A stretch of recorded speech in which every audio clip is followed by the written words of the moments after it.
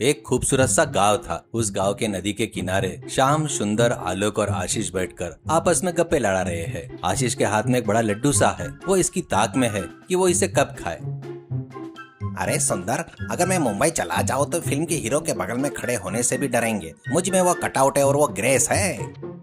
हाँ श्याम भाई, तुम बस इशारा कर दो तो मैं इस नदी के दो टुकड़े में बांट दूंगा। मेरी एक मार से तो पहाड़ भी पाउडर हो जाने चाहिए। तभी कहीं से एक छोटा सा मेंढक कूद कर वहाँ जाता है, जिसे देखकर सुंदर डर के मारे एक तरफ कूदता है। अरे सुंदर, जरा संभल कर। तेरे इस डर की वजह से अगर मेरे हाथ का लड्डू नीचे गिर गया ना तो मैं छोड़ूंगा नहीं। मेरा लड्डू मेरी जान से भी ज्यादा बढ़कर है। देखा, मुझे पहले से ही पता था कि सुंदर इस मेंढक को देखकर डर जाएगा। इसके ये बाहुबली वाले डायलॉग बस ऐसे ही है। ठीक उसी समय नदी के बीचों बीच में एक स्वामी जी पानी से बहते चले आ रहे थे और जोर जोर से चिल्ला रहे थे, अरे मुझे बचाओ, कोई बचाओ। वह आवाज सुनते ही चारों सतर्क हो गए। अरे वो देखो, कोई स्वामी जी बहते चले आ रहे हैं। चलो रे राक्षसो, मेरा मतलब हीरो, चलो कूदो। चारों ने नदी में छलांग लगा दी। सुंदर को तैरना नहीं आता था, इसलिए वह डूबने लगा। आशीष ने उसके बाल पकड़े, उसे बाहर खींच लिया। श्याम और आलोक ने मिलकर स्वामी जी को जैसे तैसे पकड़ा और किनारे पर लेकर आए। किनारे पर आने के बाद स्वामी जी ने गहरी सांस ली।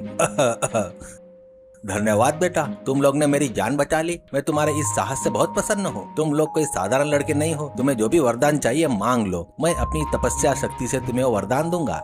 स्वामी जी, मुझे रोज 100 समोसे मुफ्त में मिलने का वरदान दे दीजिए प्लीज।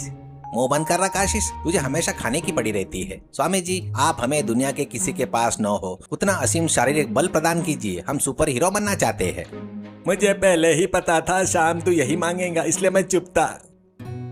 तथास्तु, अब से तुम चारों में 100 हाथियों का बल आ जाएगा। लेकिन एक बात हमेशा याद रखना, इस बल का उपयोग केवल अच्छे कर्मों के लिए ही करना, समाज की सहायता करना। अगर तुमने इसका उपयोग किसी बुरे काम के लिए किया तो उसी क्षण यह वरदान समाप्त हो जाएगा।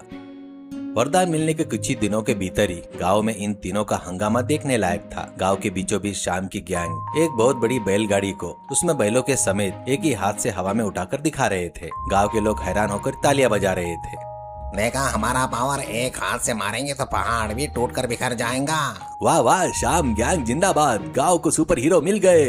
इस सारे हंगामे को पास से मौजूदा पुरानी कबाड़ी की दुकान का मालिक पटनायक और उसका असिस्टेंट लड्डू देख रहे थे। पटनायक की आंखों में लालच की चमक आ गई। अरे लड्डू, इन चारों के शरीर में नशे नहीं है रे। ऐसा लगता है जैसे जेसीबी के हाइड्रोलिक पाइप लगे हैं। अगर हमने इसका इस्तेमाल कर ले तो हम पूरा गांव खरीद सकते हैं, समझ गया? हाँ सेठ जी, अगर ये लोग एक ट्रक उठाएंगे तो हमें 2 ट्रक जितना लोहा मिल जाएगा।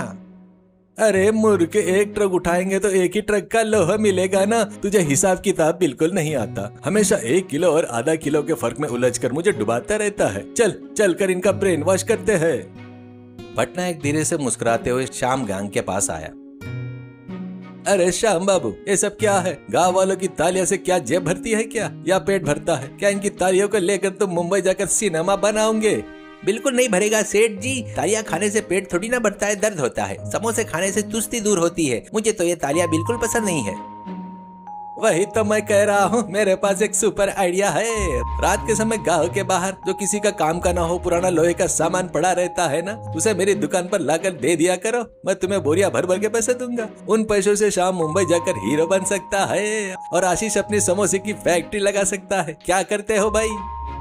मुझे पहले से ही पता था कि पटनायक जी किसी न किसी दिन बिजनेस डील की बात करेंगे, लेकिन अगर पैसे मिलेंगे तो अच्छा है। डील पक्की। गांव की सेवा करते करते बोर हो गए। आज रात से हमारा असली एक्शन शुरू होगा। आधी रात के 2 बज रहे थे। गांव के छोर पर रेलवे ट्रैक के पास एक पुराना लोहे का डिब्बा पड़ा हुआ था। शाम गैंग धीरे धीरे चलते हुए वहां पर पहुंच गया। चारों तरफ अंधेरा था।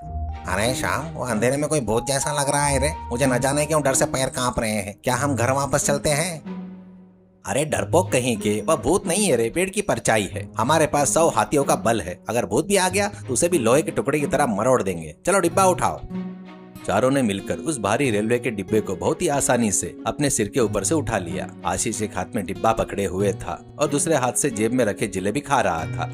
अरे वाह, बल आने के बाद तो ये रेल का डिब्बा भी मुझे रुई के फाहो जैसा लग रहा है। लेकिन इस आधी रात के समय अगर गर्मा गर्म पकोड़े होते तो कितना मजा आता।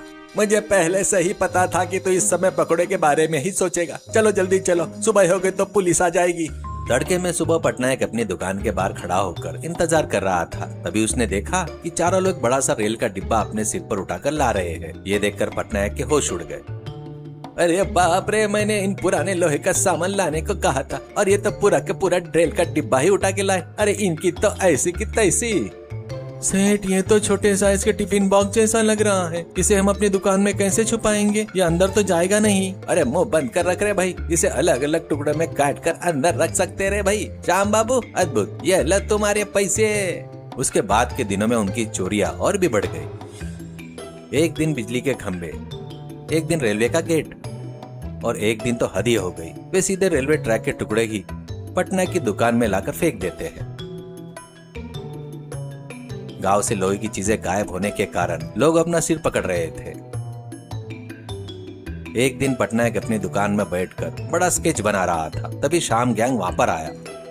ए श्याम बाबू, छोटी मोटी चीजें लाने से कोई बहुत बड़ा फायदा नहीं होगा।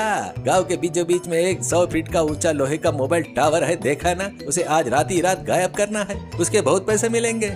इतना बड़ा टावर, अगर उसमें करंट हुआ तो शॉक नहीं लगेगा क्या? हमारी जान चली नहीं जाएगी क्या? शॉक लगेगा तो कैसे हीरो बनूंगा रे मैं? फिल्म में हीरो को शॉक लगे तो वो स्टाइल से खड़ा रहता है। रात को वो टावर पटनायक की दुकान में होना चाहिए। तय किए अनुसार आधी रात को चारों मोबाइल टावर के पास पहुंचे। आसपास कोई नहीं था। शाम ने इशारा किया और चारों ने टावर के चारों कोने के पिलर्स को अपने हाथों से मजबूती से पकड़ लिया। हुसैन करते हुए ऊपर तरफ खींचा। क्रिश क्रैश की आवाज के साथ 100 फीट का मोबाइल टावर अपनी नींव समेत उखड़ गया। चारों ने उसे अपने कंधों पर रखकर पटनायक की दुकान की ओर चल दिए। अगली सुबह पुलिस स्टेशन में इंस्पेक्टर चौहान अपनी कुर्सी पर बैठकर पैर टेबल पर रखकर फोन देख रहे थे। सिग्नल न मिलने के कारण फोन हवा में हिलाते हुए गुस्से से चिल्ला रहे थे। अरे लल्लू, आज ही इंडिया पाकिस्तान का मैच है रे, और इस फोन के सिग्नल को क्या हो रहा पता नहीं। नेटवर्क नॉट अवेलेबल करके दिखा रहा है। मेरी सट्टेबाजी का क्या होगा? सर, मैं हवे में ही सुनकर बता सकता हूँ कि चोर कौन है। मैं जमीन को भी सुन सकता हूँ। गांव में किसी भी लोहे की चोरी की बू आ रही है सर। मुंह बंद कर रख मूर्ख। हवा में लोहे की बू कैसी रे? चल बाहर चलकर देखते हैं कि टावर के सिग्नल को क्या हुआ। चौहान और लल्लू जीप में बैठकर गांव के बीच में पहुंचे। वहां पर मोबाइल टावर होना चाहिए था। वहां सिर्फ खाली जमीन बची थी। अरे लल्लू, टावर कहाँ गया रे? रात को यही था ना? क्या हवा में उड़ गया? सर, यही 5 में पंचायत ऑफिस का सीसीटीवी कैमरा है। चलिए उसका रिकॉर्डिंग देखते हैं। जब उन्होंने जाकर कैमरे का फुटेज देखा तो रात के समय श्याम सुंदर आलोक मिलकर उस टावर को अपने कंधे पर उठाकर ले जाते हुए साफ दिखाई दिए। ओहो, तो इन हवाई बदमाशों ने ये काम किया है। इनके पास इतना बल कहाँ से आया रे? चल उस कबाड़ी पटनायक की दुकान पर ये लोग मिलेंगे, वहीं चलते हैं। पटनायक की दुकान में लड्डू एक बड़ी सी कुल्हाड़ी लेकर टावर के टुकड़े करने की कोशिश कर रहा था, लेकिन वह खुद ही नीचे गिर रहा था। श्याम गैंग वहां बैठकर पैसे गिन रहे थे। लड्डू, उस टुकड़े को ठीक से काट रहे, जल्दी से ट्रक में लोड करना है। सर, ये लोहा नहीं है, बहुत मजबूत है। मेरी कुल्हाड़ी टूट जाएगी ऐसा लग रहा है सेठ। तभी जीप के सायरन की आवाज सुनाई दी। चौहान और लल्लू वहां पर अंदर आए। हैंड्स अप चोरों के सरदारों, गांव का मोबाइल टावर ही चुरा लिया। तुम लोगों को जेल में डालकर मैच दिखाऊंगा। शाम हंसते हुए, जवान साहब, अगर हमारे बीच आए तो इन हाथों से आपको और आपकी जीप को मसल देंगे। हमारे पास सुपर पावर्स है।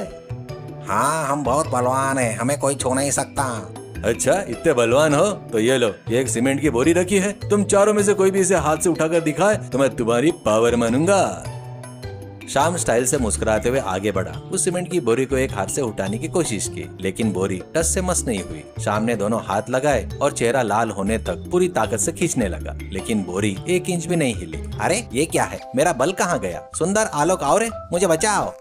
चारों ने मिलकर उस सीमेंट की बोरी को उठाने के लिए एक चड्डी का जोर लगा दिया, लेकिन वे उसे नहीं उठा पाए। सब हाफने लगे। अरे बाप रे, मेरे शरीर का सारा दम निकल गया। एक समोसा मिले बिना मैं हिल भी नहीं सकता। मुझे पहले से ही पता था किसी न किसी दिन हमारा बल चला जाएगा, इसलिए मुझे पहले ही कह देना चाहिए था।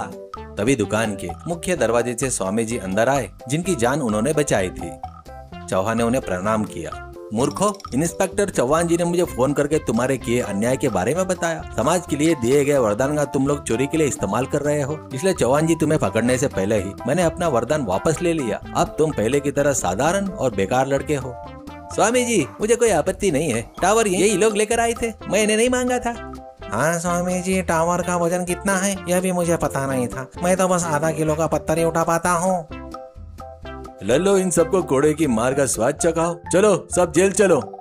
सर जेल की बैरक में बदबू आ रही है सर। चोरों से ज्यादा तो वहाँ मच्छर ही लग रहे हैं।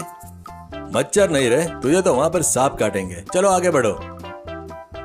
पुलिस ने श्याम सुंदर, आलोक, आशीष पटनायक और लड्डू के हाथों में हथकड़ी लगाई और उन्हें जीप में बिठा दिया। जब जीप जा रही थी तो गांव के लोग टावर के टुकड़े को देखकर अपना सिर पीट रहे थे। सीख, लालच का परिणाम हमेशा दुखद होता है। भगवान द्वारा दी गई शक्ति का उपयोग यदि अच्छे कर्मों के बजाय चोरी जैसे बुरे कामों में किया जाए तो न केवल शक्ति चली जाती है बल्कि इंसान को जेल की हवा भी खानी पड़ती है।